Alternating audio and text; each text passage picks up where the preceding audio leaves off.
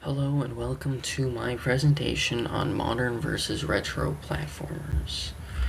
In this presentation, I'll be comparing two platformers, Super Mario Bros. 3, a retro NES game from 1990, and Super Meat Boy, a modern platformer from 2010. I will cover key platformer mechanics, analyze each game, and highlight core concepts and differences. I will also then propose a design inspired by both games.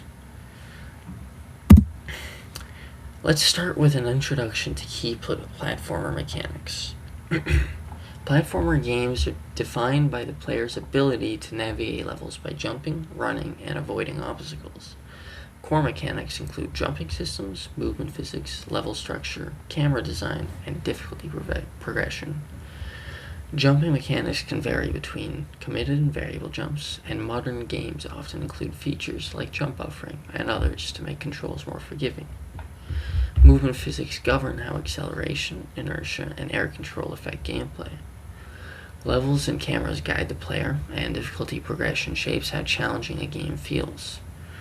The following slides will examine how each of my two games implement these mechanics. In Super Mario Bros. 3, we have a classic NES platformer that uses momentum-based movement. Jump height is variable, and running builds momentum, affecting the distance of jumps. Movement physics rely on acceleration and inertia, giving the player limited air control. Levels are linear and side-scrolling, with hidden paths and secrets to encourage exploration.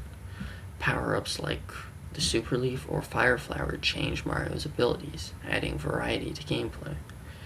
Difficulty increases across worlds, requiring players to master timing, movement, and level layouts. Super Meat Boy is a modern platformer with extremely precise controls. Jumping includes jump buffering and short coyote time, allowing the players a small window to correct timing mistakes. Wall jumping adds vertical mobility. Movement is immediate with minimal inertia and full air control, enabling highly precise platforming. Levels are very short, often lasting only a few seconds, and are focused on single, difficult challenges. The game is extremely difficult but fair, with instant respawn encouraging repeated attempts and skill mastery. Let's look at some of the core concepts, starting with jumping and movement. Comparing the two games highlights how mechanics complement design. In Super Mario Bros. 3, a momentum-based jumping and inertia suit, longer levels and exploration, rewarding careful planning and timing. In contrast, Super Meat Boy's precise jumps and responsive movement match short, high intensity levels, where rapid reaction is required. Jump buffering and coyote time increase fairness and fast-paced challenges, allowing players to learn from repeated attempts without frustration. Each system is tuned to the pacing, difficulty, and structure of its respective game. Next, let's look at the camera and level design. Level and camera design also differs between the games. Super Mario Bros. 3 uses a static side-scrolling camera and longer levels with hidden paths, encouraging exploration and momentum-based navigation.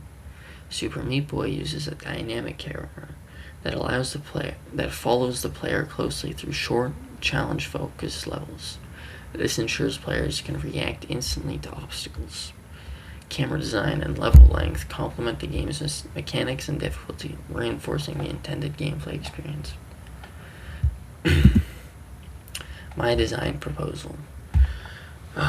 My proposed platform concept combines elements from both the games. It uses the momentum-based movement inspired by Super Mario Bros. 3, where building speed affects jump distance, but applies it to short, challenge-focused level like Super Meat Boy. Players must maintain speed to clear obstacles, and breaking momentum increases difficulty.